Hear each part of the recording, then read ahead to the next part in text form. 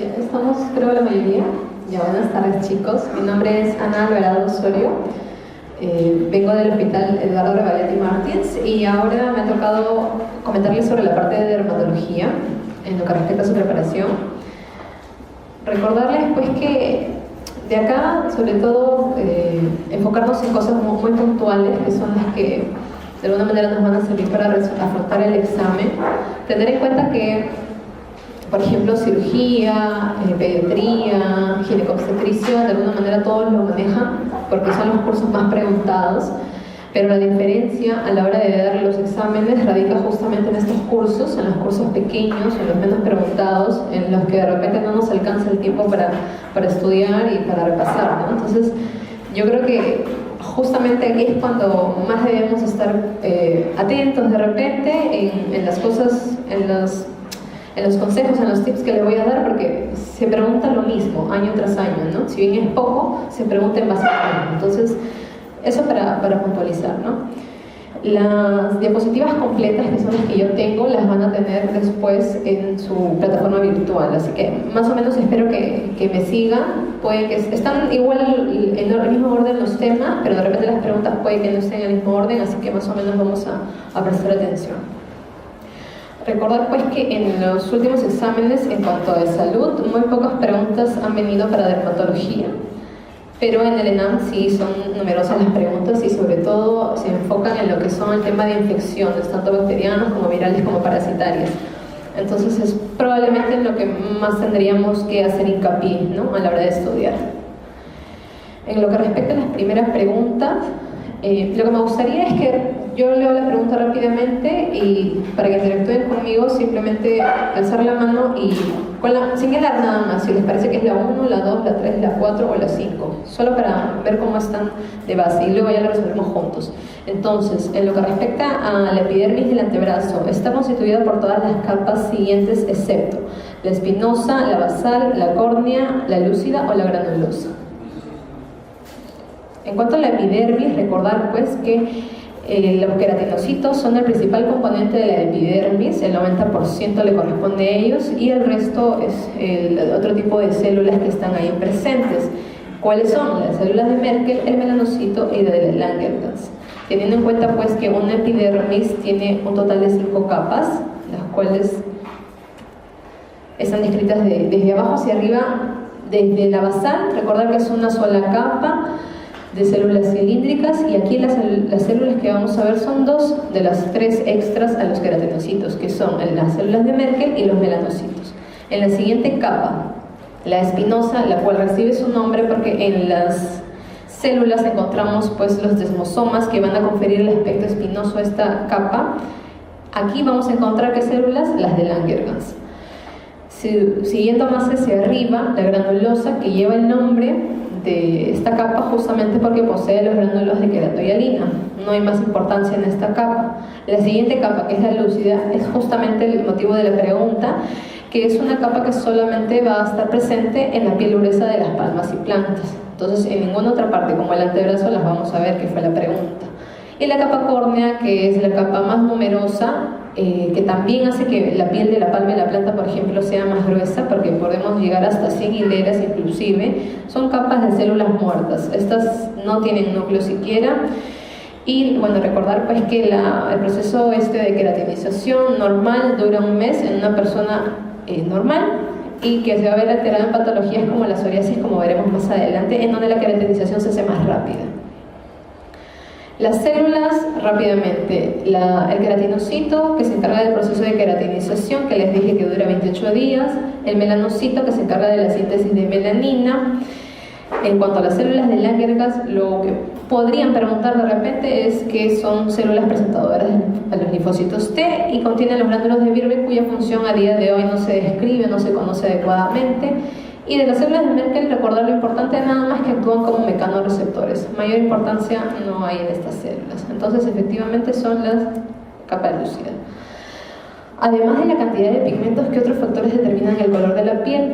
La cantidad de glándulas sudoríparas y el grosor de la epidermis, el grosor de la epidermis y la exposición al sol, la cantidad de glándulas sebáceas y perfusión sanguínea, la cantidad de glándulas sudoríparas y exposición al sol, la perfusión sanguínea y la cantidad de glándulas. También por descarte muchas veces vamos a responder las preguntas, ¿no? La cantidad de glándulas realmente poco o nada tendría que ver, con eso ya estamos descartando por lo menos 3 o 4 inclusive de las respuestas y nos quedaríamos efectivamente con la segunda. Rápidamente, la melanogénesis depende de un aminoácido que es la tirosina, que por doble acción de una enzima llamada tirosinasa vamos a tener la síntesis de 2 pigmentos, la feomelanina, que da las coloraciones claras en personas claras, y la eomelanina, las coloraciones oscuras para las personas oscuras. Estas dos, si bien podemos ser personas de distintas razas, la cantidad de melanocitos siempre va a ser la misma, nunca se olviden de eso. Lo único que va a variar es la cantidad de melanosomas y la distribución de los mismos en la piel, que es lo que va a modificar el color en las personas. Entonces el color de la piel va a depender principalmente de la melanina y de su distribución, ¿verdad? De otros pigmentos también va a depender, como los ahí mencionados, y otros factores, por ejemplo la raza que viene a dar el color constitutivo, ¿no? Si es uno de raza oscura, necesariamente tiene un color más fuerte que uno de raza clara, y los rayos ultravioleta que van a dar el color inducido, que en respuesta al sol, al estímulo del sol, hay más o menos melanogénesis en la piel. Y bueno, el grosor de la piel también va a de alguna manera a ser un factor importante para determinar el color de la piel. Si es una piel más gruesa, de alguna manera los rayos solares no van a entrar tan fácilmente y no van a pigmentar a la piel. Entonces esa es la respuesta. En cuanto a lesiones elementales, ¿qué tipo de mácula es característica del vitiligo? Esto fue preguntado 2 veces, me parece. ¿Es una pápula? ¿Es una telangiectasia? ¿Es violácea? ¿Es acrómica? ¿Es vasculohemática? Así, a secas, ¿no? Recordar las lesiones elementales, las primarias que van a aparecer sobre la piel sana y las secundarias, que en líneas generales son las que se derivan de las primarias. En cuanto a la mácula o mancha, la mácula viene a ser un cambio de color, no es algo que se va a palpar, solo es algo que se va a ver, y se le llama mácula cuando el tamaño es menor a 1 centímetro y se le llama mancha cuando sobrepasa este tamaño. Pueden haber muchos tipos de máculas, los más comunes, la eritematosa, la que cuando nosotros presionamos, hacemos vitropresión, que por ejemplo con una lámina portaobjeto, va a desaparecer, y esto se debe que se produce por una dilatación vascular. Por otro lado, la purpúrica es una que, al contrario de la primera, no va a desaparecer a la vitropresión, y el mecanismo no es la dilatación vascular, sino es que se ha extravasado el contenido de la sangre. Otros tipos de mácula que manejamos en dermatología podrían ser la hiperpigmentada, bien sea porque aumenta la melanina o porque aumenta algún otro pigmento exógeno, y la hipopigmentada, que es la razón de esta pregunta, que puede ser o bien por ausencia, es decir, una mácula acrómica como la del vitiligo, o por una disminución, o también denominada mácula hipocrómica. Y por ejemplo acá, ¿no? El vitiligo típicamente es una mácula acrómica, es blanca prácticamente la piel que se va a ver. La diferencia entre una ampolla y una vesícula viene a ser dada por el contenido, el tamaño, la forma o la consistencia, o ninguna de las anteriores. En esto también hay un poco de conflicto, por así decirlo, en la literatura, porque no se ponen de acuerdo en verdad en el punto de corte, pero lo que sí tenemos que saber es que esta lesión es característica. ¿Por qué? Porque tiene un contenido líquido. En cuanto al tamaño, lo que más manejamos nosotros en todo caso es que las vesículas van a ser de un tamaño menor a 1 centímetro y las ampollas mayor a 1 centímetro. Y ya más bien cuando hablamos de flictenas, algunos lo definen simplemente como una ampolla grande y algunos usan el punto de corte de más de 5 centímetros. Pero en líneas generales tener en cuenta que la vesícula es más pequeña que la ampolla y la ampolla es más pequeña que la flictena. Dentro de las patologías aquí vistas están los pénfigos, los pemfigoides, de los cuales no vamos a explayarnos mucho, pero solamente para que recuerden que efectivamente la lesión elemental en este tipo de patologías es, en este caso, pueden ser las vesículas o las ampollas. Ahora, otra patología por la cual nos preguntan la lesión elemental, la urticaria. ¿Cuál sería? ¿El abón, el comedón, la ampolla, la vesícula o la mácula? Eso sí, o sea, no se puede fallar eso se ha preguntado 2 veces y puede ser preguntado más veces y hay gente que igual falla, ¿no? Pero el abón en este caso, ¿qué es? Es una pápula. Es una pápula, nosotros a veces la describimos como pápula edematosa porque tiende a ser algo un tanto translúcida, tanto blanda, es bien definida, el tamaño puede ser variable, aquí no importa tanto. Y lo que es fundamental en todo moho, en toda roncha, como comúnmente se le conoce, es la evanescencia, es la característica más importante, y esto es que la roncha, la voz que aparece, debe durar hasta su desaparición un tiempo menor o igual a 24 horas, pero no más de eso, porque esto ya nos estaría hablando de otro tipo de lesiones que, bueno, ya en dermatología nos llevan a hacerle biopsia incluso al paciente. Entonces, la patología típica donde vemos los abones, la urticaria, no hay de otra. Y eso, por ejemplo, es una reacción urticariana en una paciente, probablemente medicamentosa o por un viral, en fin. El engrosamiento de la piel formando placas con exageración del retículo normal y pigmentación normal se denomina liquenificación, costra, placa, atrofia o esclerosis.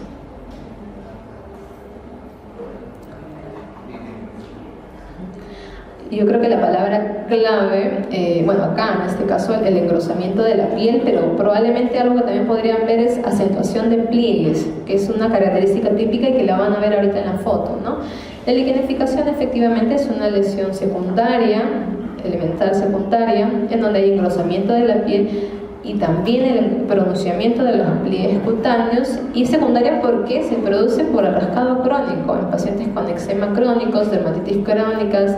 Todo aquello que uno constantemente rasque, traumatice, va a terminar en esto, que es la liquenificación, en donde si ven en la foto, bueno, se ve también de repente ahí, pero hay una acentuación de pliegues, hay un engrosamiento, y sobre todo si ven estas como costras, las costras que están ahí presentes son producto del rascado, son escoriaciones, ¿no? Entonces es típico encontrar eso. ¿Cómo se conoce la aparición de lesiones de psoriasis en zonas de piel donde ocurre un traumatismo? Signo de Nikolsky, fenómeno de Kempner, signo de Dupuytren, Auspitz, fenómeno de Sobolev.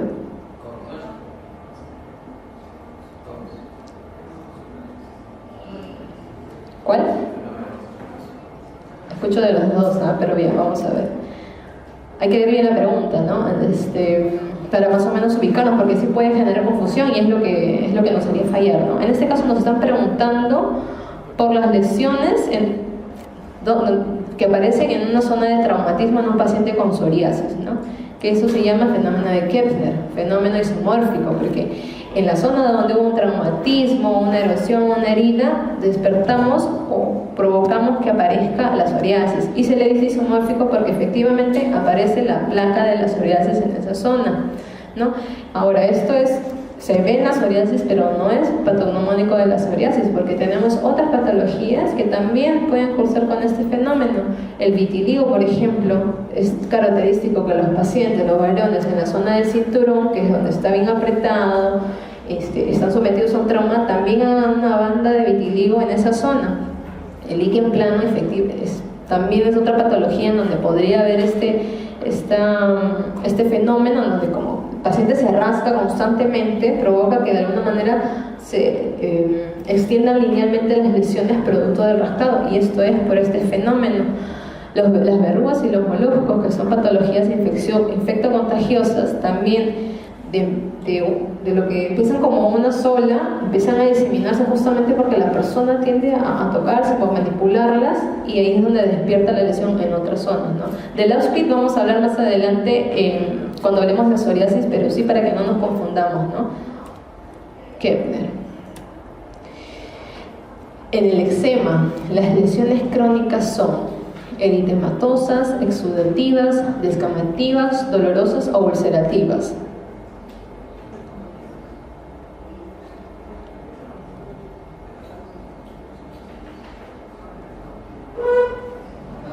Aquí sí, de repente, porque el eczema, la definición de eczema no hay una definición clara, pero viene del griego, que significa que hierve, ¿no? Que es algo que molesta tanto, que pica, que fastidia mucho al paciente, efectivamente. Y el eczema tiene tres fases bien definidas, sobre todo la aguda y la crónica, ¿no? Porque la subaguda es como que una intermedia. Entonces, con un eczema, por ejemplo una dermatitis atópica, un eczema agudo, estamos en esa fase. Lo que más nos llama la atención son lesiones húmedas, lesiones tipo eritema, tipo edema, tipo vesículas, lesiones exudativas. En su contraparte, cuando las lesiones ya son crónicas, cuando ya está en resolución, lo que vemos después de que ha pasado todo este proceso, ¿qué podría ser? Por ejemplo, podría ser la liquenificación que hablamos, ¿no? Que cuando se produce rascado crónico, un eczema crónico, terminan los pacientes en una liquenificación y inclusive también terminan en lo que sería la fisuración o soluciones de continuidad que comprometen epidermis, justamente porque ha habido un rascado. Y en este caso, como las fisuraciones son de alguna manera heridas abiertas, pues causan dolor. Por eso es que la respuesta a esta pregunta sería que son dolorosas, efectivamente, ¿no? No van a ser ni eritematosas ni exudativas. Descamativas es un poco un distractorio. Ulcerativas, en el eczema, más que ulcerativas hay erosiones, ¿no? Que son más superficiales. Entonces, para que recuerden. Se habla de eczema subagudo, cuando hay costras, cuando hay descamación, pero como este es un término intermedio es un poco difícil que lo pregunten, sobre todo tener en cuenta el agudo y el crónico. ¿Cuál de las siguientes condiciones no es causa de eritrodermia generalizada? Esto solo ha sido preguntado una vez, pero así de líneas generales les vamos a hablar. Tal vez no han escuchado el término eritrodermia, pero igual lo voy a preguntar.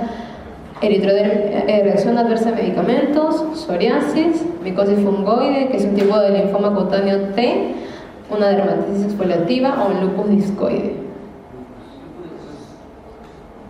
Bien. Lo que es eritrodermia, la definición está dada por un eritema más descamación que compromete más del 90% de la superficie cutánea, pero este 90% en verdad es un parámetro arbitrario, porque nosotros no vamos a poder necesariamente cuantificar si este porcentaje es o no al 90%, ¿no? Pero lo que sí, si nosotros vemos un paciente gran comprometido con eritema y descamación, decimos que estamos en una eritrodermia. Hay muchas causas de eritroderma, la mayoría son secundarias a patologías dermatológicas que el paciente ya tenía antes. Por ejemplo, un paciente con psoriasis puede evolucionar a una eritrodermia, un paciente con linfoma cutáneo también puede evolucionar a eritrodermia. Pero ojo que hay un pequeño grupo de eritrodermias cuya causa nunca se llega a saber. Entonces ahí nos genera más bien un problema a nosotros en dermatología, ¿no? Dado que es algo que compromete gran parte de la piel, necesariamente se asocia a síntomas sistémicos. Es prácticamente una urgencia en dermatología, por lo que hay que hospitalizar a nuestro paciente. Puede haber fiebre, taquicardia, endopatías, síntomas inespecíficos.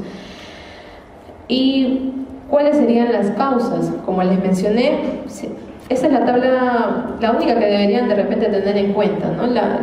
Como les dije, la principal causa, dermatosis que antes el paciente tendría. Por ejemplo, la psoriasis, un paciente que tiene su psoriasis y que de repente no usó bien el tratamiento y se extendió todo el cuerpo y está en eritrodermia. Una dermatitis previa que tenía el paciente, hasta un niño con dermatitis atópica que se complica puede llegar a una eritrodermia.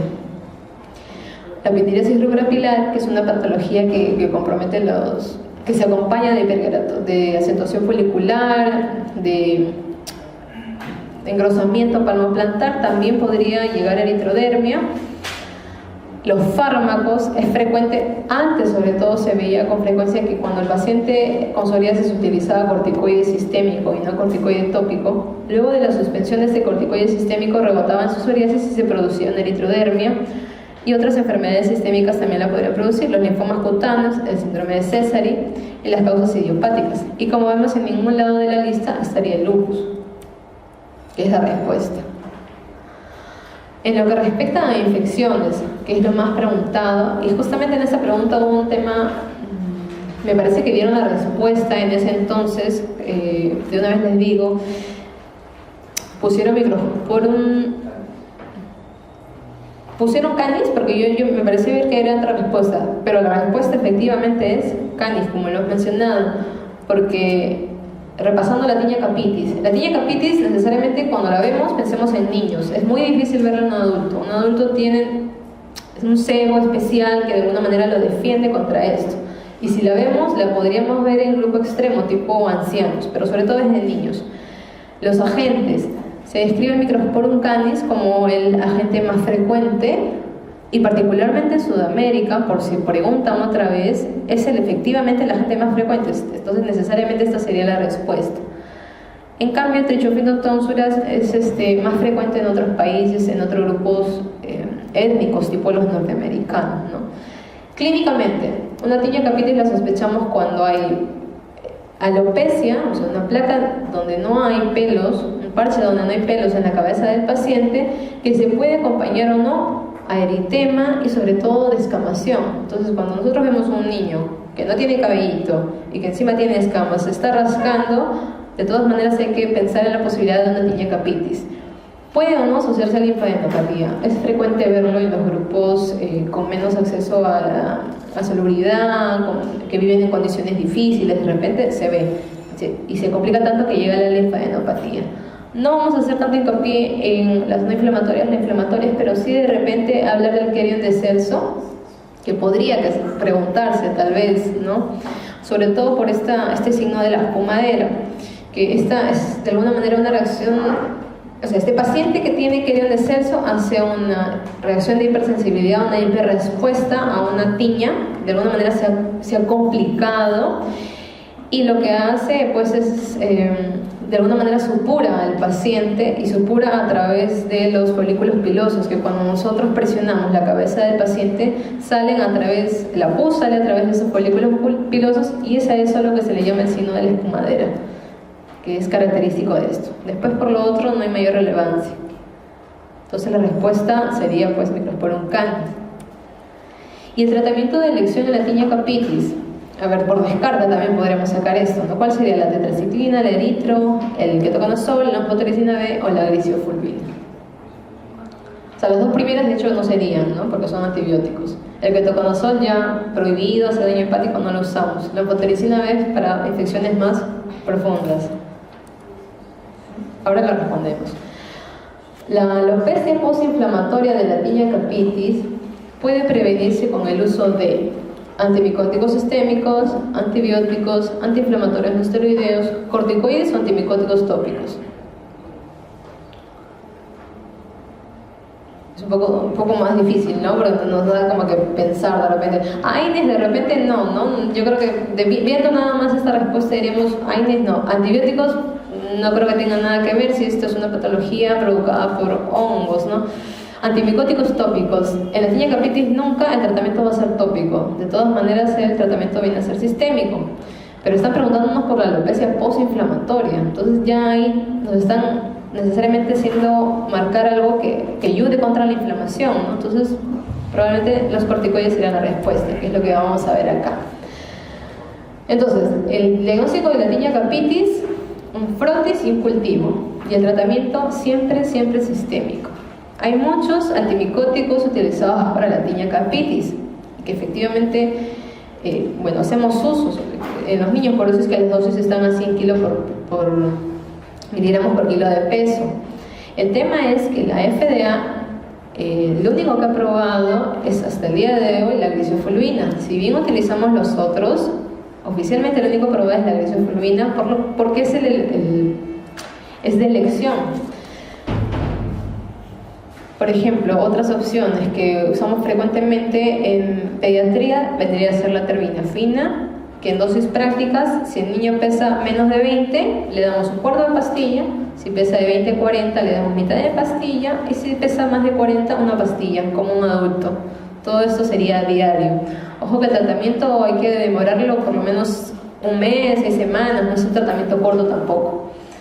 Pero aparte de eso, tener en cuenta que la tinea capitis, apenas la diagnosticamos, hay que tratarla justamente porque se puede complicar con una alopecia que puede llegar a ser cicatricial inclusive. Y entonces, ¿cómo combatiríamos esa inflamación? Pues con corticoides, no con AINES. Entonces, a la par del tratamiento antimicótico, podemos dar corticoides justamente para evitar que llegue a esa complicación al paciente. Entonces, los corticoides, en el primer caso la gliciofulvina sería la respuesta y en el segundo caso los corticoides serían la respuesta. En la onicomicosis de los pies, el agente etiológico más frecuente es la Cándida albicans, la Cándida tropicalis, la Malassezia furfur, el Trichopitum rubrum o el Epidermophytum mentagrophytes. Está preguntando por onicomicosis pedis, ojo, porque los agentes son distintos entre sea mano o sea pie.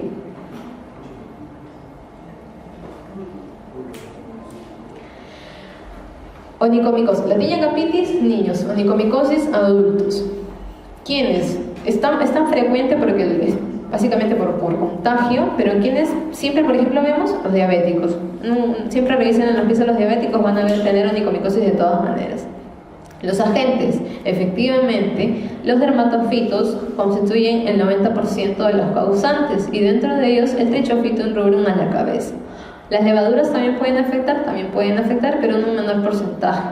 Cuando vemos nosotros onicomicosis de manos y nos preguntan por la gente, ahí sí podemos responder cándida o hongos levaduriformes, pero si es onicomicosis pedis, dermatofitos necesariamente. En cuanto a la clínica, la forma más frecuente de onicomicosis es aquella que afecta al borde lateral y distal de la uña. Generalmente cuando afecta el borde proximal, ahí podemos pensar más en que sea levadura de repente.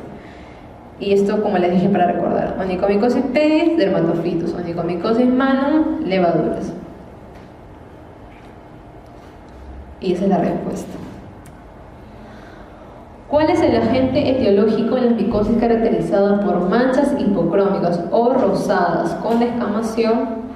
El Trichofitum mentagrophytes, la Ortaea warnecki, la Malassezia furfur, el Epidermophytum blocosum, el Microsporum canis. De todas maneras, ¿no? Ya los otros ni siquiera son nombres que escuchamos, así que ya también automáticamente deberíamos responder Malassezia, ¿no? La epidemiología, esto se ve más en adultos, pero también afecta a niños, ojo. Y los agravantes, de repente lo que puede predisponer a estos pacientes a que tengan esta infección es lo más frecuente, la humedad. Otra cosa que se ha descrito es la hipersecreción sebácea, y eso hace que justamente la clínica de esta patología se ubique en zonas sebáceas, tipo región interescapular o región intermamaria. El agente es un hongo dimorfo, es una levadura comensal, es decir, que la tenemos normalmente, todos la tenemos, y en su forma levaduriforme la denominamos Pityrosporium ovale, pero por algún motivo, sea el calor, la humedad, la hipersecreción sebácea que están ahí descritas, esta se convierte en su forma patógena filamentosa, que es la Malassezia furfur. Entonces, la clínica se le llama pitiriasis versicolor justamente porque es variada en cuanto a los colores. Si, por ejemplo, es persona de piel oscura, las lesiones suelen ser más hipocrómicas. Si es persona de piel clara, las lesiones suelen ser más hipercrómicas.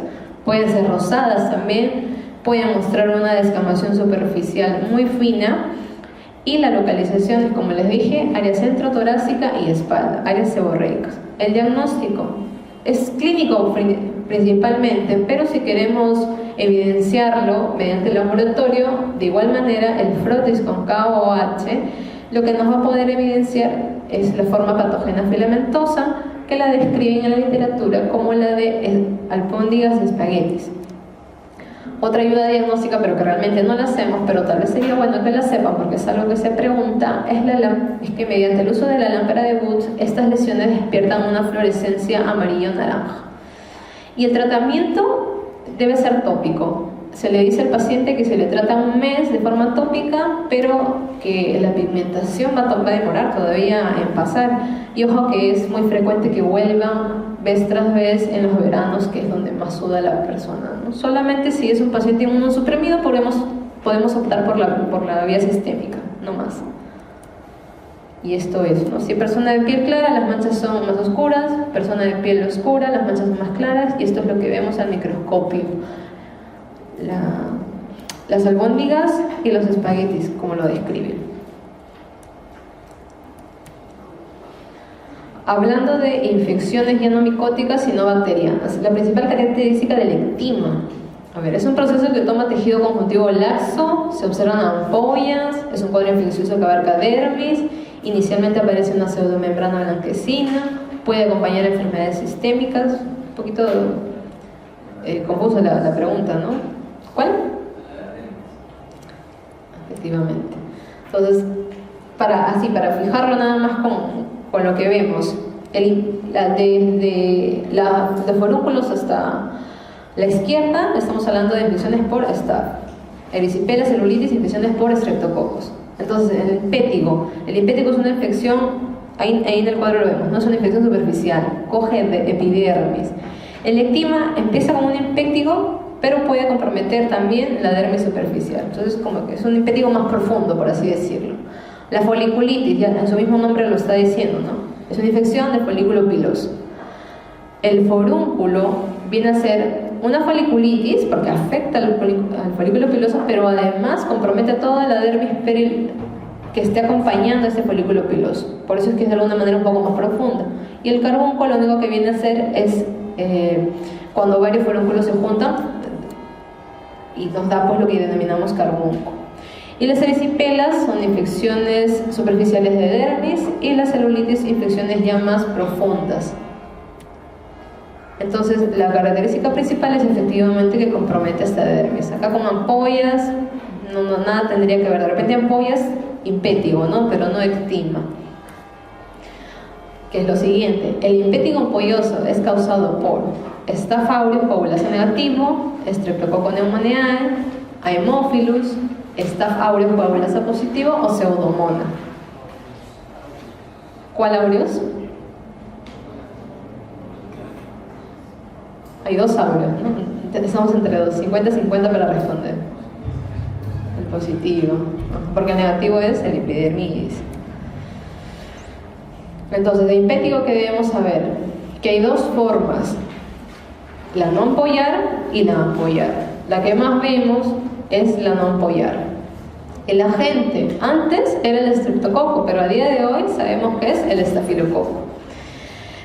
Y cuando vemos la forma ampollar, necesariamente es el estafilococo aureus el causante, ahí no es el estreptococo. Es una infección de quienes también, de grupo pediátrico, no es común verla en los adultos y es tan contagiosa que es común verla entre los niños que van al nido. ¿Y qué es lo que a la ectoscopía vemos y definitivamente decimos es un impétigo? Las características costras mielicéricas, ¿no? Que tienen esa apariencia de miel seca sobre la piel del paciente. Tratamientos, bueno, solo para que tengan su conocimiento. Mupirocina tópica es un antibiótico muy bueno y se les da a los pacientes. A menos que sean complicados, recién optamos por la vía oral. O a menos que sean varias lesiones de repente. Y esto es, ¿no? La forma no ampollar, que justo es esta zona en la que más afecta en la cara, estas características costramielicéricas, y la forma ampollar producida solamente por el Staph aureus en la nariz de este paciente. Y es el Staph aureus porque es coagulasa positivo, ¿no? Ahora, otro ectima. El ectima estreptocócico se debe sospechar cuando se presentan una o más úlceras induradas, principalmente en región facial, región cervical, miembros inferiores, región torácica o miembros superiores. Justo que si es estreptocócico y se produce más en miembros inferiores, es muy parecido pues, a la erisipela, a la celulitis que también se produce en miembros inferiores. Entonces, esto de alguna manera ya como que por descarte también podríamos sacarlo si es que no sabemos. Efectivamente, empieza como una vesícula, una pústula que se ulcera, se hace una costra, se complica de alguna manera, puede dejar cambios pigmentarios. Lo importante es recordarle a la gente, este ectima estreptocócico es producido por el estreptococo beta-hemolítico de grupo A y efectivamente la localización viene a ser en extremidades inferiores. ¿Y por qué se hace hincapié en eso? Porque también han preguntado por el ectima gangrenoso, que es el que produce la pseudomonas, en donde la localización es otra. Entonces eso como para diferenciarlo bien y fijarlo bien. Si está en piernas, es el ectima estreptocócico. Y esto es motivo de la siguiente pregunta. ¿La pseudomonas aeruginosa es causante de una de las enfermedades dermatológicas? ¿El ectima ampollar, el ectima vulgar, el ectima contagioso, el ectima gangrenoso o el erisipeloide? El gangrenoso, no hay más. Infecciones por pseudomonas rápidamente. La foliculitis de la pesitis es una infección que se da producto de esta pseudomonas que afecta por los folículos de las áreas cubiertas por la ropa de baño. Generalmente es una infección autolimitada, no tiene mayor trascendencia, solo para que lo recuerden que la produce la pseudomonas. Y el ectima gangrenoso que sí, a diferencia del ectima estreptocócico, esto suele ser de un paciente inmunocomprometido, porque la pseudomonas suele ser de pacientes inmunocomprometidos. Y la ubicación aquí ya no va a ser miembros inferiores, sino que es región anogenital y axilar. Porque la clínica puede ser parecida, ojo, pero la ubicación es lo que de alguna manera nos va a orientar y el tipo de paciente en este caso. Ahora, continuando con infecciones, pero en este caso virales. Tenemos un niño de 5 años que tiene historia de fiebre 2 días, presenta lesiones vesiculares umbilicadas pruriginosas en cuero cabelludo, cara y tronco. ¿Cuál sería el tratamiento? Corticoides, antihistamínicos, observarlo, antibióticos, cremas. Acá sí hay más dudas de repente, ¿no? Primero, ¿en qué estamos pensando? ¿En qué infección? Está bien que digan, o sea, se han guiado, me imagino, por la palabra umbilicada, ¿verdad? Ya. Acá dice, pero el molusco es una pápula umbilicada. Y aquí nos están preguntando por una vesícula umbilicada y que pica. El molusco no se va a asociar a fiebre, por lo general, varicela. Pero sí cabe la confusión, porque nosotros para responder tenemos que guiarnos de hecho de palabras claves, ¿no? Está bien que de umbilicadas ustedes sepan que el molusco es umbilicado, se lo pueden preguntar, pero el molusco es una pápula y el molusco o sea, no va a comprometer al paciente, de hecho no le va a causar fiebre, no le va a picar, el molusco no pica. Y entonces ahora merita hablar de esto, ¿no? Del virus varicela zoster. Cuando nos infectamos por este virus, la prima infección se llama varicela. La varicela es uno de los tantos exantemas que se producen en la infancia, que al igual que los otros puede presentar por fiebre, cefalea, pero lo más importante o lo característico es que, a diferencia de los otros exantemas, este sí pica, los otros no pican. Y las lesiones aquí son polimorfas, dando la imagen de cielo estrellado en la piel del paciente. Y se le dice cielo estrellado porque vemos un montón de lesiones. Vemos máculas, vemos pápulas, vemos vesículas umbilicadas, vemos úlceras, vemos cosas, o sea, vemos varias cosas. Pero lo característico es la vesícula umbilicada. Puede comprometer, en el caso de los niños es frecuente que comprometa cuero cabelludo, siempre hay que revisarles el cuero cabelludo de los niños. En los adultos no va bien la enfermedad y cuando se complica, la complicación más frecuente de una varicela es que se sobreinfecte. ¿Por qué? Porque el niño se rasca, porque le pica de hecho, ¿no? Y la sobreinfección bacteriana pues es su complicación. Ahora, cuando esta enfermedad recidiva ya no se llama varicela, todos sabemos que se llama herpes zóster, siendo la ubicación torácica la más común. El herpes zóster cuando recidiva, o sea, cuando se presenta una vez teóricamente, no se va a presentar más veces. Y estas también son vesículas, de hecho, pero aquí sí no son umbilicadas como la varicela. Simplemente es una vesícula sobre una base eritematosa que se distribuye en un dermatoma. Es un herpes zóster. Y este también tiene una complicación muy frecuente. ¿Cuál es? La neuralgia posherpética, que es el dolor persistente en la zona donde está ese dermatoma, donde se ha producido el herpes zóster. Estas formas especiales no hay que hacer tanto hincapié, excepto por el signo de Hutchinson, que es el hecho de que nosotros, por afectación del herpes en el nervio oftálmico, vamos a ver en la piel de la punta de la nariz del paciente vesículas. Y aunque nosotros vemos eso, ya tenemos que alertarnos porque significa que está comprometiendo al oftálmico y que ello puede conllevar a una queratitis grave. De repente, el tratamiento, que fue motivo de la pregunta, si es varicela y pica, lo único que nos queda es ayudarle a que no pique. Definitivamente, entonces el tratamiento aquí serían los antihistamínicos. Antivirales realmente no se suelen dar, excepto sea severo, sea haya complicado, sea un adulto, sea de repente un paciente inmunocomprometido, pero no más, lo único que damos es antihistamínicos. Y si es herpes zóster, el tratamiento, si es que lo vamos a dar, tenemos que darlo pronto, no podemos darle el tratamiento a la semana, o sea, no sirve, sería por gusto. ¿Y a quiénes lo damos? Cuando son pacientes inmunosuprimidos, de todas maneras. Cuando son pacientes mayores de 55 años, también se les da, y es porque los pacientes adultos tienen más probabilidad de ser una neuralgia posherpética, que es una complicación que a nadie le gustaría tener porque es muy fastidiosa y dolorosa. Y cuando estamos frente a formas especiales, ¿no? Por ejemplo, la que les mencioné, cuando ya afecta la punta de la nariz, hay que dar de todas maneras antivirales, y los que se usan son el aciclovir o el valaciclovir. Y acá, no sé si es que logran ver bien, pero hay una vesícula umbilicada, y esto es, de todas maneras, varicela. Y estas vesículas agrupadas sobre base eritematosa en un dermatoma, herpes zóster, no hay más. Entonces el tratamiento sería antihistamínicos. Corticoides no, en los niños para dar corticoides hay que pensarlo muy bien antes, no hay que dar por gusto. Observarlo de repente no, porque se está rascando, o sea, si le está picando se va a rascar, se puede sobreinfectar, entonces lo descartaríamos. Antibióticos tampoco, y cremas polivalentes no, esas ni siquiera las indicamos en dermatología. Ahora, el otro tema. El primer signo de la escabiosis es la aparición de excoriaciones con costras y descamación, ampollas, pústulas o vesículas, surcos de aspecto filamentoso, descamación purpurácea, pápulas rojizas de 1 milímetro a 2 milímetros. ¿Cuál? Es un poco difícil, la verdad también tuve que como que rechequearla de todas maneras. A ver, la siguiente, ya que es el mismo tema. Mujer de 20 años, peladora de espárragos, desde hace 4 meses presenta lesiones eritematosas pruriginosas micropapulares localizadas en dorso de antebrazo, cara y cuello.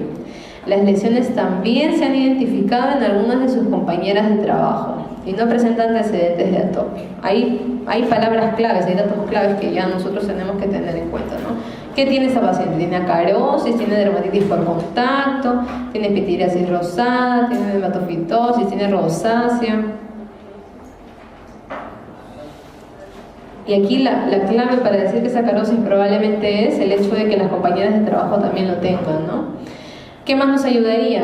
Pensar, o sea, que nos pongan, por ejemplo, que el prurito es especialmente nocturno. Eso también, de todas maneras, alerta, es una acarosis. Y ahí todavía no se hace hincapié de que no es atópica. O sea, no, ¿por qué? Porque las pacientes con atopia también suelen tener prurito en esas localizaciones que ponen ahí, pero justamente nos ayudan diciendo no tiene antecedentes de atopia. Entonces descartamos algunas y nos quedaríamos con acarosis, ¿no?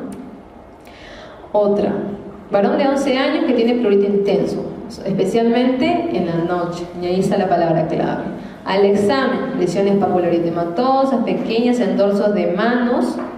Ojo con esta ubicación. Niño de 11 años, dorso de manos. Región interdigital y zonas flexoras de muñecas. El diagnóstico: urticaria, dermatitis es inespecífico. Escabiosis, erupción por fármaco, exantema vírico. Ya, la palabra clave, especialmente durante la noche, ya nos dice todo, ¿no? Ahora, infecciones por parásitos, la escabiosis.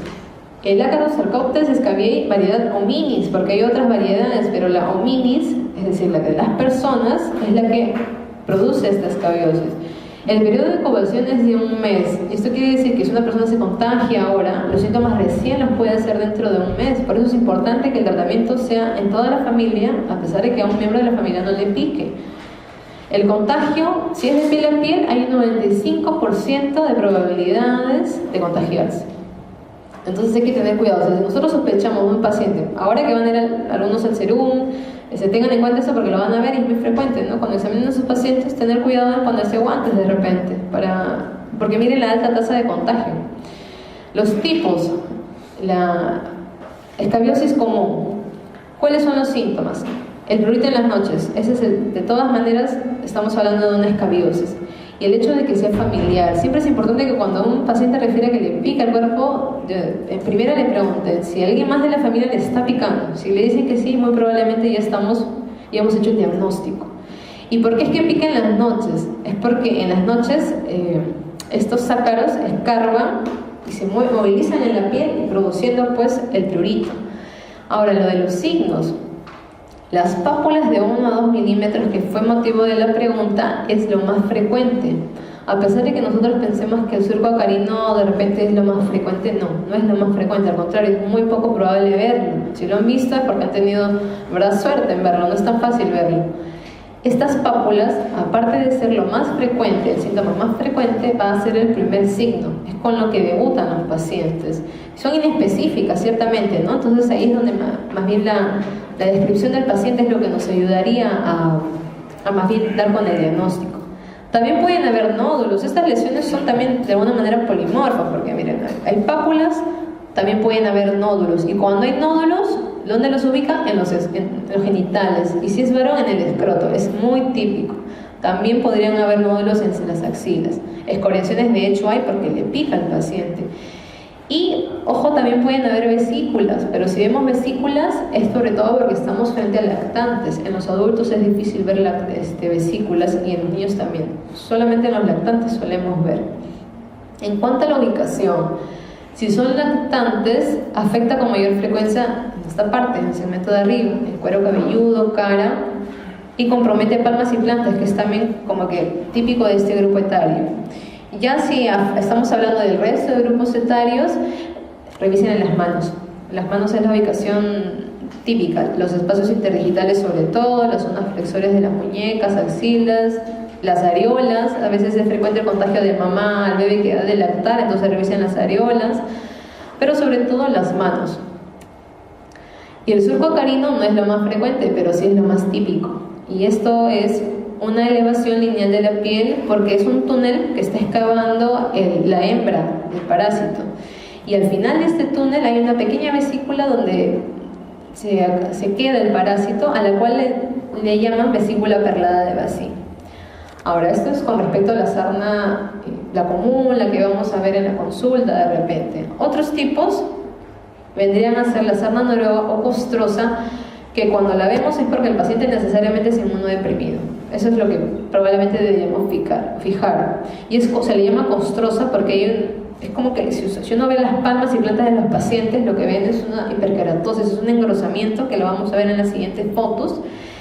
Y si es inmunodeprimido, significa que tiene mucha carga de estos parásitos en su piel. Entonces va a ser un paciente muy contagioso. Hay que tener cuidado. Pero curiosamente, debido a sus defensas bajas, este paciente no reacciona con prurito, o sea, no le causa picazón. En contraparte tenemos la sarna nodular. Y esta sarna nodular básicamente es una hiperrespuesta, una hipersensibilidad que ha habido a la presencia del ácaro en el paciente. Es nodular porque efectivamente hay nódulos, pica y bastante, pero la cantidad de ácaros en el paciente es mínima, entonces en este caso acá no contagia, a diferencia del primero, ¿no? Y el tratamiento, la permetrina es la elección. La permetrina no las tenemos cuando vamos a serum, en verdad no la encontramos, lo único que tienen es el benzoato de bencilo, pero la elección es la permetrina, es lo que más se usa y es lo que más efectivo. Y aquí las lesiones, ¿no?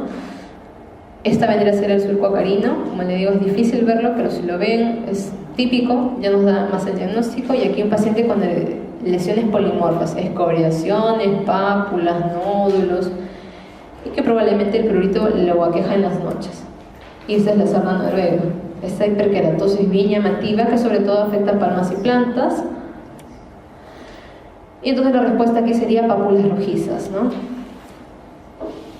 Y en este caso, la pregunta de la mujer que tenía prurito y cuyas compañeras de trabajo también tenían prurito, la respuesta entonces es acarosis. Y en el caso del varón de 11 años, cuyo prurito era nocturno, la respuesta también vendría a ser escabiosis. Hay algunas respuestas que se descartarían, nos hablan de erupción por fármacos, pero no hablan de ningún fármaco que yo he estado utilizando. Un exantema vírico acá, pues no tendría razón de ser. Una urticaria tampoco. Si nos hablan de urticaria, necesariamente nos hablarían de abones, y no están hablando de abones. Ahora, una más infecciosas. ¿Cuál es el diagnóstico presuntivo frente a un paciente de 8 años que presenta un absceso frío con destrucción de la piel suprayacyente y ganglio cervical ulcerado? Esta, de todas maneras, la debemos saber. Goma sifilítico, esporotricosis, hidradenitis supurativa, escrófula o forúnculo. Acá ya, pues, en la descripción nos dice: presenta un absceso frío con destrucción de la piel suprayacyente y ganglio cervical ulcerado. Una esporotricosis no se distribuye así, ¿no? Es distinta la distribución, tiene una distribución casi lineal. Una hidradenitis supurativa le llamamos un acné inverso porque es como un acné pero que afecta axilas e ingles, entonces nada tiene que ver acá. Un forúnculo ya lo hemos descrito, tampoco tendría que ver, entonces sería una escrófula. Rápidamente, la TBC cutánea es de diagnóstico difícil porque se puede confundir con muchas entidades. Y en el caso del Perú, en promedio, si tenemos 58.000 nuevos casos de TBC anualmente, por lo menos 580 casos son de TBC cutánea. Entonces muchos están pasando desapercibidos realmente. Solamente de este cuadro recordar pues que en el caso de la TBC cutánea, de la escrofuloderma, la infección es por continuidad. Porque, por ejemplo, un ganglio se ulcera, su contenido se apertura hacia la superficie comprometiendo la piel, produciendo lo que vemos acá. Es la zona típica, por eso es que pongo la foto. Si nos hablan de escrofuloderma, probablemente nos estén hablando del cuello de un paciente, muchas veces un niño que ha estado en contacto con un adulto con tuberculosis. Entonces, es importante, es la única pregunta de TBC cutánea que ponen, pero es porque es la forma de TBC más común que se ve. Y es por propagación, es por continuidad, ¿no? Desde un ganglio preferentemente que se abre hacia piel. Entonces está resaltado justamente la ubicación que vendría a ser el cuello. Ahora se habla de que es un absceso con induración, posterior ulceración y una cicatrización queloide. Por eso es que vemos esta cicatrización tan mala en el cuello de este paciente, como que con tensión, con fibrosis. Y la respuesta sería escrófula. Ahora pasamos a otra patología, en este caso el acné. El principal efecto colateral del tratamiento con acné con vitamina A sintética, la isotretinoína, es la hipercalcemia, hipertrigliceridemia, hipercolesterolemia, hiperglicemia o hiperuricemia. Acá sí pueden quedarse entre dos, yo creo, ¿no? Entre dos,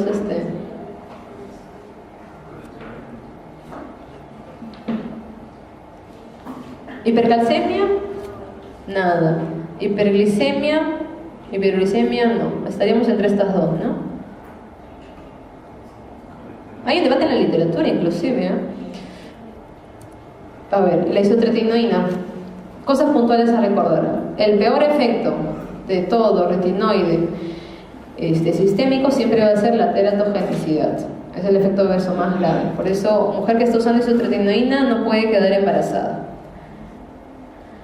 En cuanto a la alteración laboratorial más común, está en líneas generales la hiperlipidemia, pero dentro de ellas lo que con más frecuencia se describe es la hipertrigliceridemia más que la hipercolesterolemia.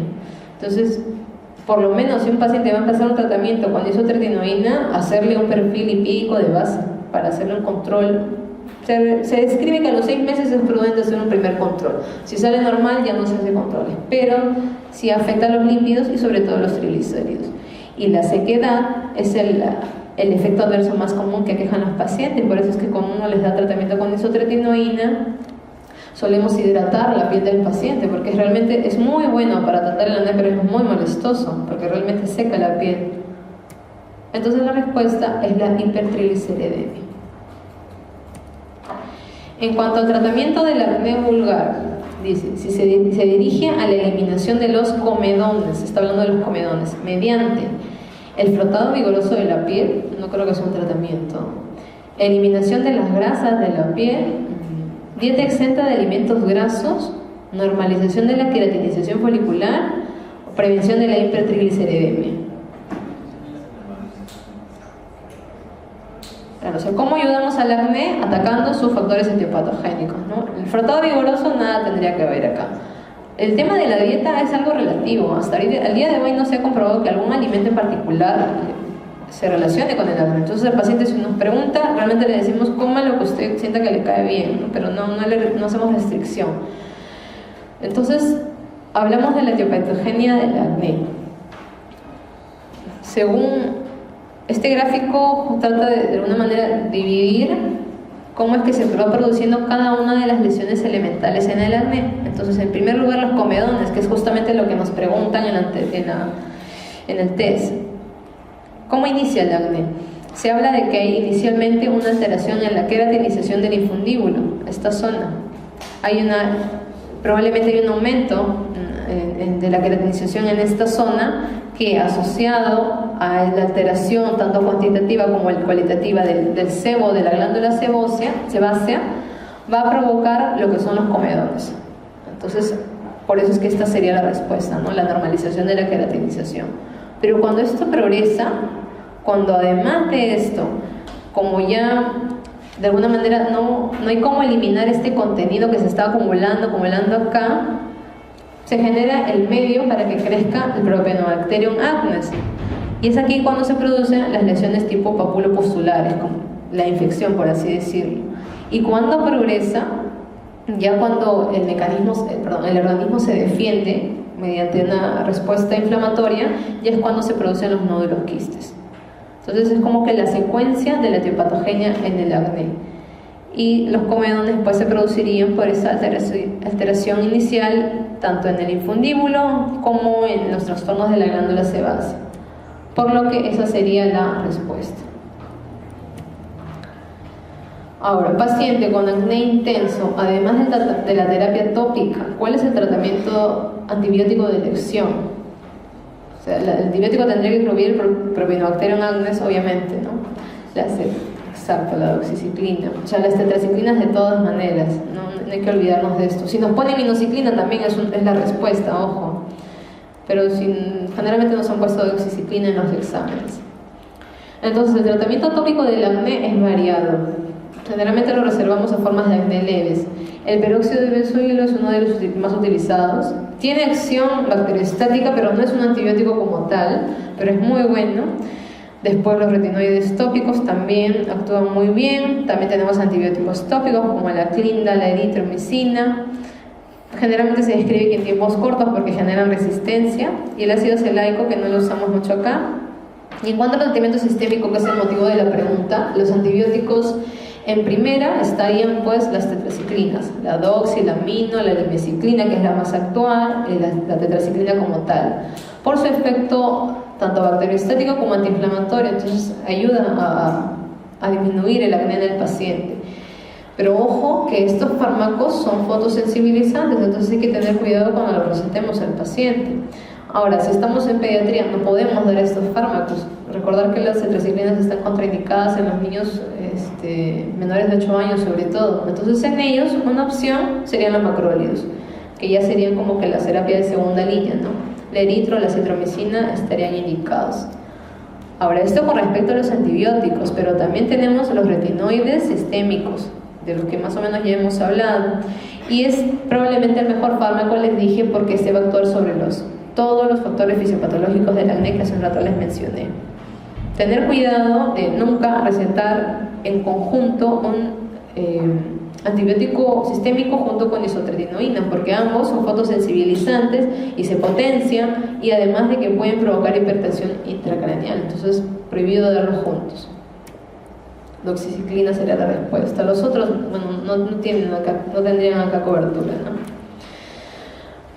Otra enfermedad parecida al acné, típico. Ahí ya nos están describiendo a la paciente típica, mujer, 40 años, en región nasogeniana, lesiones papulares, descamativas que se exacerban con comidas. Faltaba que diga que son comidas calientes, pero como para que ya nos dé la respuesta, ¿no? Y tensión emocional. El diagnóstico más probable es rosácea. Comidas, tensión, calor, estímulos para la rosácea. Paciente mujer, rosácea. Es una enfermedad crónica, se parece al acné. Y la patogenia, bueno, no hay algo que ya esté como que dicho que es la causa de la rosácea, pero sí se habla de factores que pueden exacerbarla. Y el desmodio folliculorum es uno de ellos. Los estímulos que la desencadenan pues estarían la tensión emocional, las comidas calientes, picantes y el calor. En la clínica, la paciente puede tener un eritema momentáneo o un eritema persistente. El momentáneo es el flushing y el eritema persistente es la cuperosis. Además, en la piel también veríamos telangiectasias, que son los vasos dilatados, y papulopústulas. Y eso es lo que hace la confusión a veces con el acné, pero la clave es que acá no hay comedones. Entonces, ya con eso diagnosticamos que estamos frente a una rosácea y no frente a un acné. Hay otras formas de rosácea, deben haber escuchado la forma fimatosa, que hay un crecimiento, una fibrosis del tejido que sobre todo la ven en los hombres. No sé si han visto algunos varones con la nariz como que aumentada de tamaño y que aparte tienen su cuperosis, su flushing. Esto sería pues la forma fimatosa de la rosácea. La ubicación es la región centrofacial y el tratamiento está en evitar los desencadenantes, evitar que el sol le dé con facilidad al paciente, metronidazol tópico. Y como les digo, se parece tanto al acné que hasta el tratamiento es muy parecido en cuanto a los antibióticos. Miren, la aminociclina y la doxiciclina también se utilizan en la rosácea. Y es esto, ¿no? Las lesiones que tiene esta paciente. Pápulas solares, las telangiectasias están acá bien marcadas, no sé si logran ver. Rosácea. Ahora hablemos de psoriasis. La psoriasis inversa afecta a mano, codo, rodilla, axila, cuello. Claro, es inversa porque no afecta zonas de extensión, ¿no? Está afectando pliegues, sean axilas, sean ingles. Psoriasis cutata, niños, adultos jóvenes, suele aparecer luego de la infección respiratoria por Staph, Haemophilus, Pseudomonas, Streptococo beta hemolítico, virus influenza. Ya está, estas la repasaremos. Lesión escamativa plateada que se ubica sobre una mancha roja. ¿Cuál es el diagnóstico más probable? Dermatitis seborreica, líquen simple crónico, psoriasis, tiña corporis, líquen plano.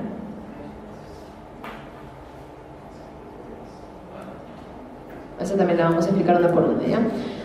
Psoriasis rápidamente, una enfermedad crónica. Es una de las más comunes que vemos en piel, característicamente evoluciona a brotes.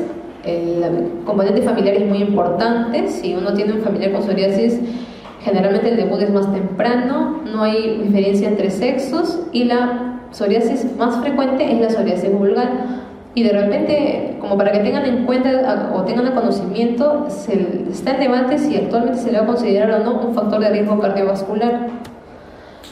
La lesión elemental de la psoriasis, una pápula o una placa de base eritematosa que sobre la placa tiene escamas. Las escamas las describen de distintas maneras las personas, pero una de las características es que las describen como plateadas, ¿no? Como, les dicen incluso escamas micáceas. Entonces, eso es de todas maneras la lesión elemental que deben fijar o deben grabarse. Placa eritemato descamativa. Las otras descripciones ahí, bueno, como que son de ayuda, pero lo principal es eso: placa o pápula eritemato descamativa, cuyas escamas son plateadas. La localización, sobre todo, superficies extensoras, siendo los codos los más afectados. Y en otros porcentajes, las otras ubicaciones ahí descritas en el cuadro, como la región sacra. Dicen que a veces los pacientes suelen debutar con el psoriasis en esta ubicación, la psoriasis del cuero cabelludo, las rodillas, los codos.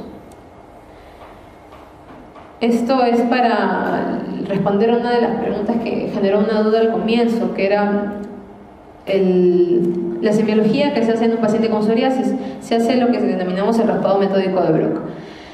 Lo primero que hacemos es cuando raspamos las escamas o desprendemos las escamas de la psoriasis, se denomina el signo de la mancha de cera, porque salen las escamas plateadas como si estuviéramos raspando una vela, y esas escamas que se producirían son similares a la de la psoriasis, por eso es que le dicen de la mancha de cera. Cuando seguimos raspando, lo que encontramos es esto, la membrana de Duncan-Buckley, que es desprender. Ya pasamos las escamas, ¿no? Ahora desprendemos la pápula o la placa. Entonces desprendemos ese pedazo de epidermis y a eso se le denomina membrana de Duncan-Buckley. Y al desprender eso, lo que ahora vamos a ver es el signo de Auspitz, que fue lo que no nos causó confusión al comienzo. Y se le denomina Auspitz a este punteado hemorrágico que vemos en la base debido a que se rompen los vasos de las papilas dérmicas.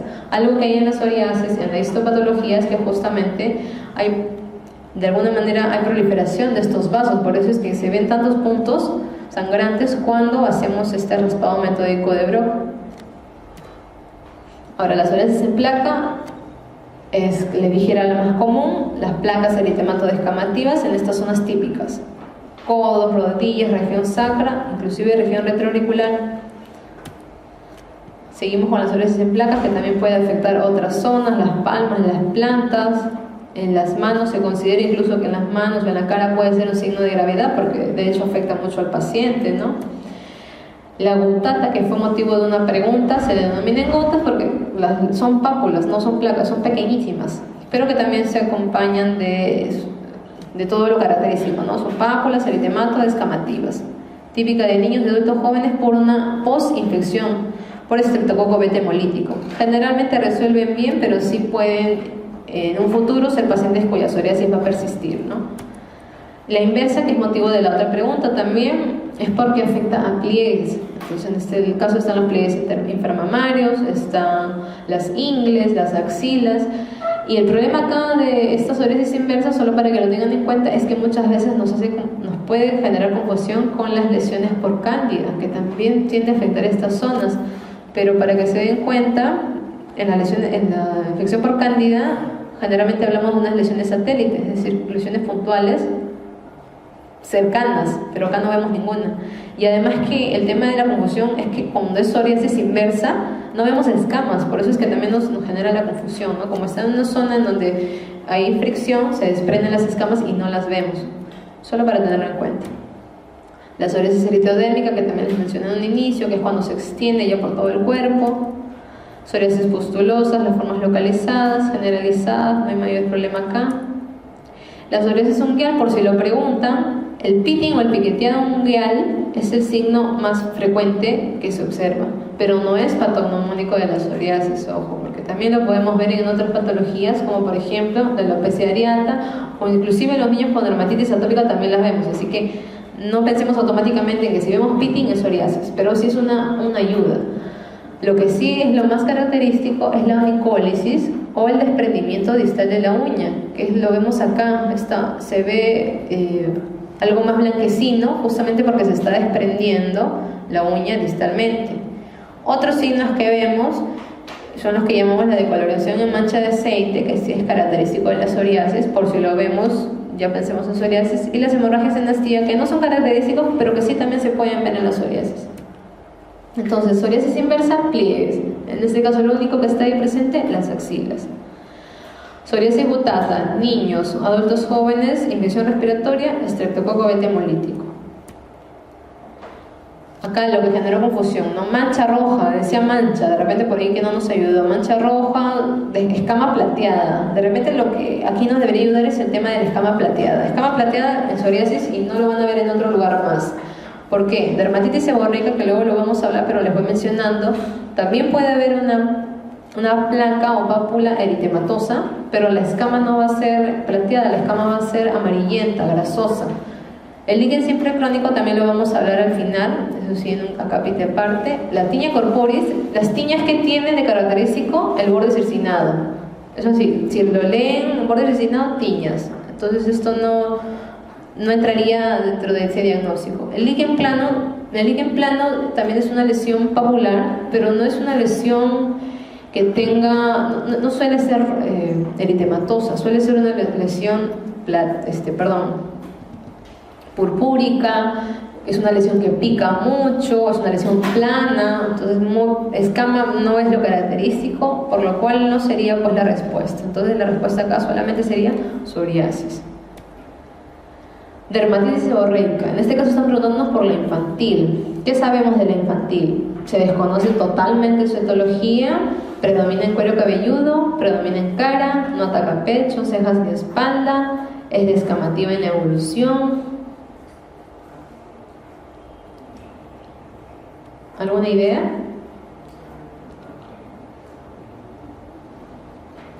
Una vez nada más ha sido preguntada, bueno, no, había dos preguntas, en verdad. Vamos a resolver la siguiente pregunta. Paciente que presenta en cuero cabelludo una costra láctea no pruriginosa.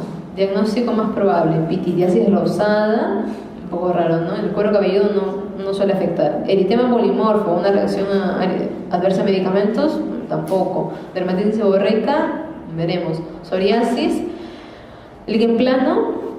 La psoriasis afecta el cuero cabelludo, pero en ningún momento costra láctea no es lo que se describe acá. Entonces, hablemos rapidito de la dermatitis seborreica. Enfermedad inflamatoria, también es crónica, sobre todo a quienes afecta, varones. Rosácea, ¿quién afectaba? Mujeres. Dermatitis seborreica, varones. Etapas, hay dos picos. En la infancia, que es el que han preguntado en estas dos preguntas anteriores, generalmente entre las 2 primeras semanas de vida y los 3 meses de edad, y en el adulto entre los 40 y 60 años. Importante recordar que dermatitis seborreica, si se presenta en pacientes con VIH o Parkinson, es más marcada, es lo único que deberíamos saber. La etiopatogenia, solamente para que lo sepan, no es necesario que lo graben de repente. Hay una hipersecreción de las glándulas sebáceas mezclado con el hecho de que sobrecrecen la malacesia furfur que normalmente tenemos y otros tipos de malacesia, y esto aunado a la respuesta inflamatoria de la persona provoca las lesiones. ¿Y cuáles son las lesiones de la dermatitis seborreica? Son pápulas o placas eritematosas cuyas escamas son untuosas o grasosas o amarillentas y que se va a ubicar en áreas sebáceas. ¿Y cuáles son las áreas sebáceas? Por ejemplo, en la cara, en la región de glabela, región supraciliar, surco nasogeniano. Miren cómo afecta el surco nasogeniano. Detrás de las orejas también es una afectación frecuente, de repente en la espalda, en el pecho, en la región central, pero sobre todo en la cara. Puede picar o no, pero esto realmente no tiene mayor trascendencia. Lo importante y lo que ha sido preguntado es la dermatitis seborreica en el niño, que es frecuente verla, y es lo que denominamos costra láctea, porque justamente la ubicación preferente de la dermatitis seborreica en niños es el cuero cabelludo. Y esto, ahí vemos pues, ¿no?, el eritema, la descamación amarillenta, grasosa, que está ocupando el cuero cabelludo del paciente. Y el tratamiento en verdad aquí tiende a autolimitarse en el caso de los niños. A lo mucho les podemos decir que con el mismo aceite de bebé puedan frotar en esa zona para ayudar a de alguna manera desintegrar esta costra láctea, ¿no? No hay que estar sacándola ni nada por el estilo.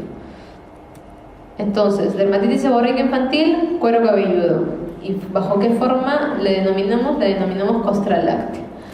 Acá descartaríamos algunas respuestas, ¿no? ¿Se desconoce totalmente su etiología? No se desconoce. ¿Predomina en la cara? No, sabemos que predomina en cuero cabelludo. Dice, no ataca pecho, cejas ni espalda. Tampoco es genoataque, o sea, sí puede atacar. ¿Es descamativa en la evolución? Tampoco no sería la respuesta. Y aquí también les dije, ¿no? Si es costra láctea, dermatitis seborreica automáticamente.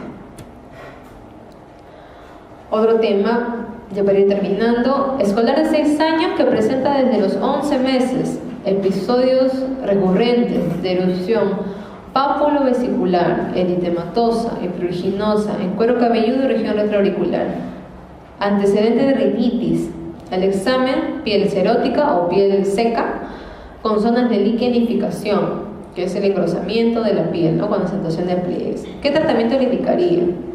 Primero, ¿qué estaríamos pensando? ¿Les suena algo esto? ¿Alguna enfermedad?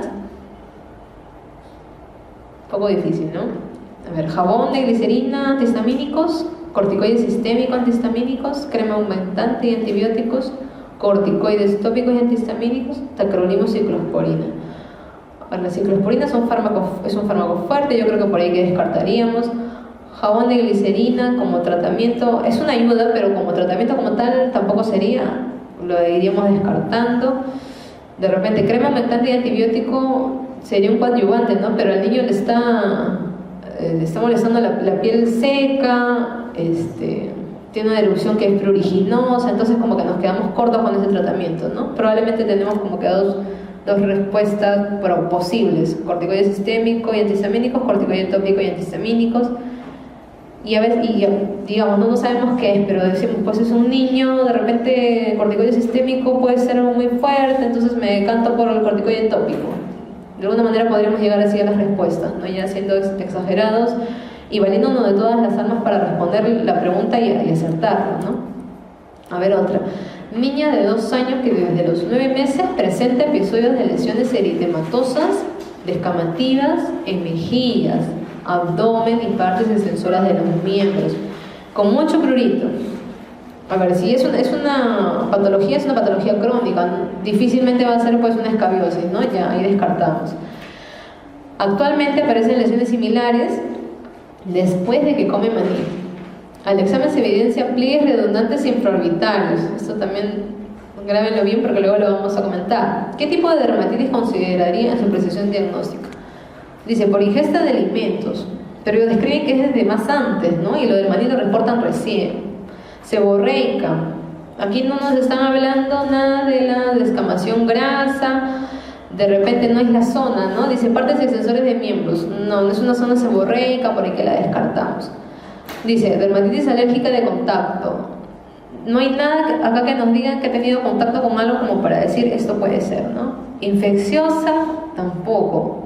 De repente por descarte es que sacaríamos las respuestas, ¿no? Ahora, la dermatitis atópica es probablemente una de las patologías más frecuentes en los niños. Diariamente se ve en niños atópicos. ¿Y qué es la atopia? A veces nos preguntamos. La atopia es una predisposición heredada a padecer diferentes enfermedades dentro del espectro del asma, dentro de la rinitis, dentro de la alergia a algunos alimentos inclusive. Y se debe a un proceso de sensibilización que hace que el paciente secrete abundante IgE. Ahora, la dermatitis atópica viene por brotes, suele mejorar con la adolescencia, por eso es que lo vemos preferentemente en niños. Las fases, miren, son las fases del eczema que les comentaba, ¿no? Si es agudo, son lesiones húmedas, si es crónico, son lesiones secas. La liquenificación estaría ahí. La distribución, que en la diapositiva lo vamos a ver mejor, pero tener en cuenta que esta dermatitis atópica en estos pacientes, a los niños con dermatitis atópica, tienen una mayor predisposición a desarrollar otras enfermedades que tienen que ver con las alergias.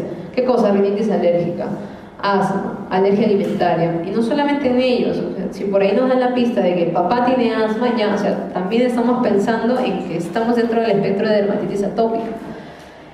Y se describe que, además de que estos pacientes son más propensos a tener una alergia alimentaria, la alergia alimentaria también les puede empeorar la enfermedad, entonces es como que un círculo vicioso, ¿no? Que es una de las, justamente de las preguntas que estaban ahí presentadas. A ver, si es en los bebés o en los lactantes, siempre mirar las mejillas, son las zonas de afectación. O sea, niñitos atópicos con afectación, con eritema en las mejillas. Si son niños, la afectación típica es flexura antecubital y fosa poplitea. Y en cambio, si es el adulto, ya es como que más inespecífica, ¿no? Como no es tan frecuente, simplemente para tenerlo en cuenta ahí, esas son las zonas que puede afectar. Pero aquí está. Si es más niñito, las mejillas son las más afectadas. Y acá, aunque no se ve bien, aquí podemos esbozar este pliegue infraorbitario que por ahí nos describieron en una de las preguntas, ¿no? Que luego les voy a mencionar por qué es importante acá, por qué lo menciono. Si es niño ya un poquito más grande, la ubicación les dije, fosa poplitea, flexura antecubital. Y ahí están las lesiones, que pueden ver el eritema, hay una resequedad increíble, de repente no la pueden ver ahí también, pero que se evidencia en las fotos. Hay escoriaciones porque, ¿qué pasa? La piel seca va a picar, entonces se rascan constantemente esos niños, tienen escoriaciones. Les dije que generaba de repente la confusión con una escabiosis, ¿no? Pero no son las zonas típicas, no es el curso típico, no hablan de prurito nocturno, hablan de un prurito incesante todo el día, entonces ya con eso vamos a ir descartando una y otra cosa. El adulto, en el adulto la ubicación es inespecífica, no hay mayor cosa acá. Hablaban de, solo para que lo sepan, ni siquiera no hay que grabarse porque nos vamos a confundir. A ver, cuando hablan de dermatitis atópica, cuando quieren que pensemos en dermatitis atópica, nos hablan de prurito, ¿ya? Pero el prurito que está todo el día. ¿Qué más? Las ubicaciones típicas que les mencioné. Si es niño si es lactante mejilla, si es niño flexura antecubital, fosa poplitea. Es crónica, viene por brotes, ¿no? O sea, y es de larga data. Y en los dos casos nos han escrito así, larga data de estos síntomas. Y la historia personal o familiar de atopia. Nos van a describir que el papá tiene asma, que el niño tiene asma, que el niño ha tenido rinitis, que ha tenido alergia alimentaria, nos hablaban algo de maní, ¿no? Entonces ya con eso ya nosotros tenemos que ir pensando que quieren que respondamos que es dermatitis atópica. Y solo para que sepan, los niños con dermatitis atópica tienen además otras cosas. Las más importantes, la cerosis, que también han escrito en una pregunta, que la cerosis es igual a resequedad. Y otra cosa que describieron por ahí es el pliegue infraorbitario de Denny Morgan, que también es nosotros le llamamos estigma atópico. Entonces, todas estas cosas que vemos acá, toda esta gran lista, les denominamos estigma atópico. De repente, solo para que lo recuerden porque ha sido preguntado, el pliegue infraorbitario, nada más. Y en cuanto al tratamiento, primero, les dije la piel seca pica, entonces estos niños siempre tienen que estar hidratados, eso de todas maneras va. Pero el tratamiento, ese es el tratamiento de base, pero cuando ya tenemos síntomas como los dos niños descritos en los casos, lo principal son los corticoides tópicos, sean de potencia baja, de potencia media, y ya siendo exagerados, de repente si el niño está muy fastidiado, corticoterapia con corticoides de potencia alta, y en última instancia de repente los corticoides sistémicos, pero sobre todo la base del tratamiento, si es algo que está inflamado, los corticoides tópicos, y si está picando, antihistamínicos. Entonces por eso la clave en el primero sería el corticoide tópico y antihistamínico. Les dije, la ciclosporina es muy fuerte. El tacrolimus, bueno, lo usamos, pero en teoría no está indicado en el grupo pediátrico, no debería utilizarse. La crema humectante, claro, es que es algo que de hecho tiene que ir, pero si queremos tratar, que es lo que nos están diciendo en esta pregunta, tenemos que tratarlo, no nos va a ayudar mucho, pues ya estamos en pleno brote. Sistémico, les dije, era muy fuerte, ¿no? Y jabón de glicerina y antihistamínicos, no, tampoco, nos estamos quedando cortos para tratarlo. Y acá, de igual manera, ¿no? Pliegues redundantes infraorbitarios, alergia al maní, tiene años con este problema y le pica, dermatitis atópica. Y acá también la mujer adulta que tuvo asma, que le pica. Perdón, no, esa es otra pregunta. Mujer de 45 años, que es ama de casa, y estamos en otro tema, que tuvo asma, que tiene prurita en los pies y tobillos y que provoca que se rasque intensamente y que aparece sobre esa zona de rascado piel engrosada. Y ahí está, yo creo, la palabra clave. Se ha rascado y la piel ahora está engrosada. ¿Qué tendría la paciente? Eczema crónico, dermatitis de contacto, psoriasis, líquen simple crónico, dermatitis atópica. ¿Verdad? Está un poquito para pensarla, pero bueno. ¿Se animan? Líquen simple crónico, o también la denominamos neurodermatitis nosotros. Sobre todo afecta a mujeres, que es el caso de la paciente, ¿no? Hay un círculo vicioso entre que la paciente se rasca y le pica. Ella se rasca porque le pica, pero el rascado hace que le pique más. Entonces está en ese círculo vicioso. Se rasca, le pica, se rasca, le pica. Y el rascado crónico, ¿qué produce? Liquenificación. Ahora, no hay una única causa. El líquen simple crónico es como que el estadio final de cualquier enfermedad que provoque picazón. Sin embargo, lo más frecuente es que sean pacientes atópicos, ¿no? que les pica. El principal síntoma es el prurito o el picor, y el rascado hace que se forme esta placa escamosa liquenificada con escoriaciones. Por eso es que esa sería la respuesta, y a esto me refiero, ¿no? Que justo parecido a lo que tiene la paciente, que creo que se rascaba en los pies, era una paciente asmática, pero de repente tuvo también su dermatitis atópica, que ha llegado ahora a esta complicación. Se ha rascado tanto que ya se engrosó la piel, pero que a pesar de que se sigue rascando, le sigue picando. Entonces esa sería la respuesta. No, psoriasis, acá datos para psoriasis, no, la psoriasis no pica, en verdad. O sea, pueden decir que pique, pero no es lo que nos van a describir en las preguntas, porque no es lo típico. Dermatitis de contacto no nos hablan algo en particular. Nos podríamos pensar porque está en los pies tal vez, pero no nos dicen usó una bota nueva, estaba trabajando en tal cosa, no. Dermatitis atópica de repente es lo que tuvo antes y lo que conllevó a eso, pero no es lo que tiene ahora, o no es lo que quieren que marquemos. A ver, unas cuantas más. Surfista de 30 años. Dice, lesión verrucosa en labio inferior. Este ya es neoplasias. Lesión en labio inferior, ¿no? Ojo, única, con eritroplaquia en el paladar. ¿Cuál es el diagnóstico más probable? Queratosis actínica.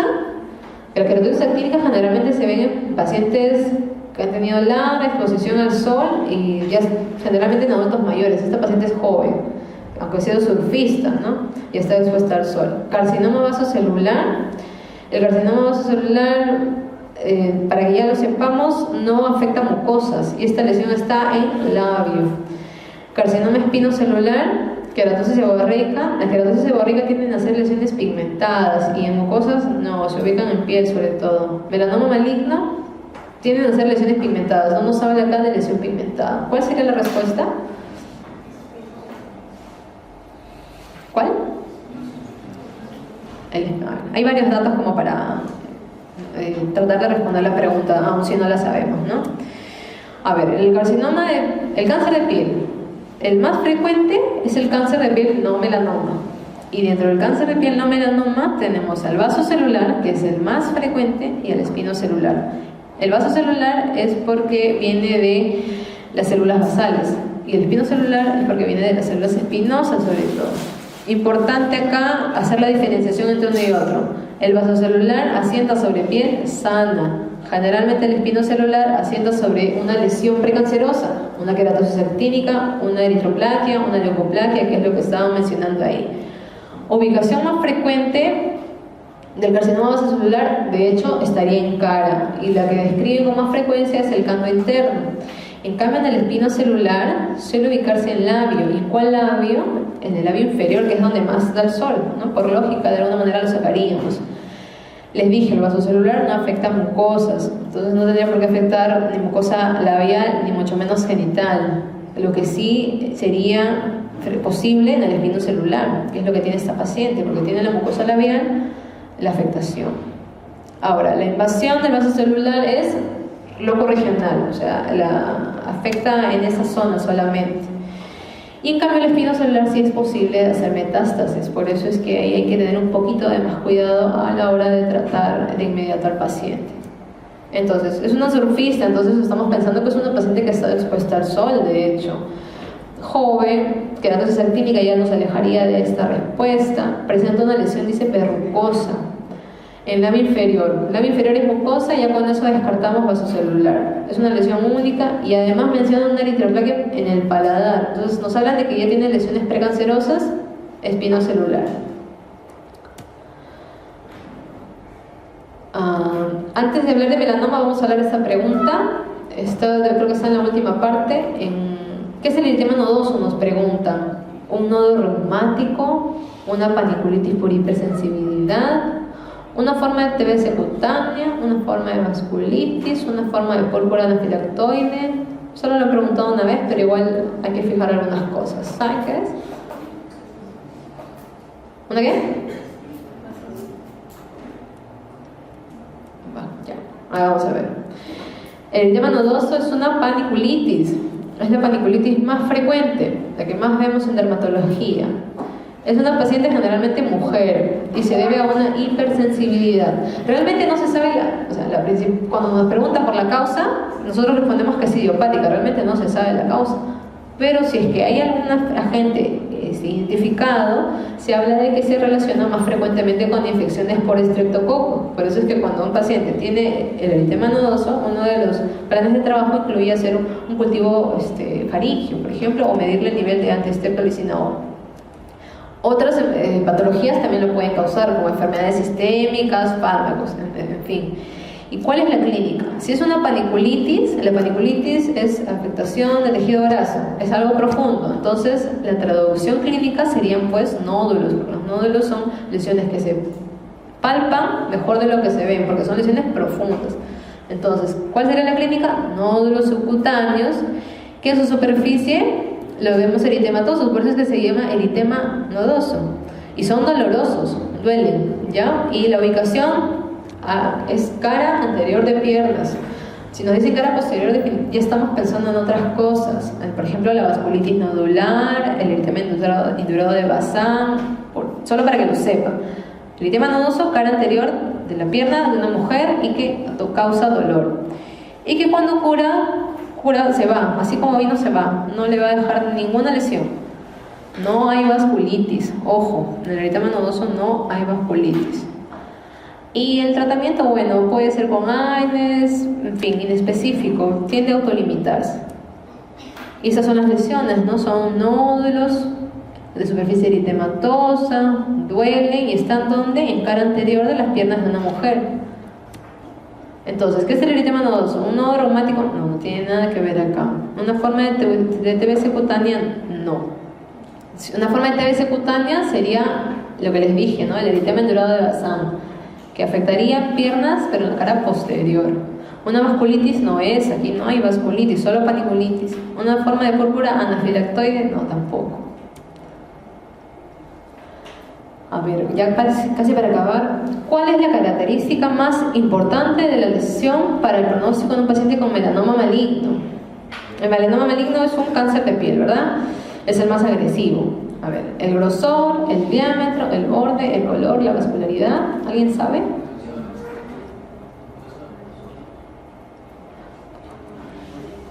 A ver, vamos a ver ya.